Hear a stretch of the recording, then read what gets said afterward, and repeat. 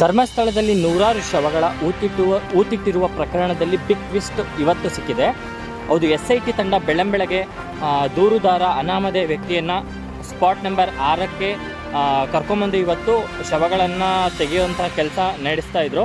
ಹೌದು, ಇವತ್ತು ಶವಗಳನ್ನು ತೆಗೆಯಬೇಕಾದ್ರೆ 6ನೇ ಸ್ಥಳದಲ್ಲಿ ಅಸ್ಥಿ ಪಂಜರಗಳು ಹಾಗೂ ಮನುಷ್ಯನ ಮೂಳೆಗಳು ಪತ್ತೆಯಾಗಿವೆ. ಪತ್ತೆಯಾದ ತಕ್ಷಣವೇ ಶ್ವಾನದಳ ಸ್ಥಳಕ್ಕೆ ಎಂಟ್ರಿ ಕೊಟ್ಟಿದೆ. ಶ್ವಾನದಳ ಎಂಟ್ರಿ ಕೊಟ್ಟು ಸ್ಥಳ ಪರಿಶೀಲನೆ ಮಾಡಿ FSLಗೆ ಮೂಳೆಗಳನ್ನು ವರ್ಗಾಯಿಸಲಾಗಿದೆ.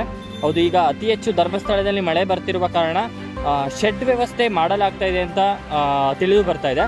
ಇದೀಗ ತಾನೇ ಶೆಡ್ ಹಾಕಲಿಕ್ಕೆ ಕಬ್ಬಿಣದ ತಗಡುಗಳನ್ನು ತೆಗೆದುಕೊಂಡ್ಬಂದಿದ್ದಾರೆ. ಕಾರ್ಮಿಕರು ಅದನ್ನು ಗುಂಡಿ ಅಗೆತಾ ಇರುವ ಸ್ಥಳಕ್ಕೆ 6 ಮತ್ತು 7 ನಂಬರ್ನ ಗುಂಡಿಗಳನ್ನು ಅಗೆತಾ ಇದ್ದಾರೆ. ಅಲ್ಲಿ ಅತಿ ಹೆಚ್ಚು ಮೂಳೆಗಳು ಸಿಗ್ತಾ ಇರೋದ್ರಿಂದ ಇವತ್ತು ಅಲ್ಲಿ ಶೆಡ್ ವ್ಯವಸ್ಥೆ ಮಾಡ್ತಾ ಇರ್ಬೋದು ಅಂತ ಮಾಹಿತಿ ಇದೆ. ನೋಡೋಣ, ಇವತ್ತು ರಾತ್ರಿ ಇಡೀ ಕಾರ್ಯಾಚರಣೆ ನಡೆಯುತ್ತಾ ಅಥವಾ ಶೆಡ್ ವ್ಯವಸ್ಥೆ ಮಾಡಿ ಯಾವುದೇ ರೀತಿ ಸಾಕ್ಷ್ಯನಾಶ ಆಗಬಾರ್ದು ಅಂತ ಶೆಡ್ಗಳನ್ನು ವ್ಯವಸ್ಥೆ ಮಾಡ್ತಾ ಇದ್ದಾರೆ. ಇನ್ನು ಗೊತ್ತಿಲ್ಲ, ತಿಳಿದು ನೋಡಬೇಕಾಗಿದೆ.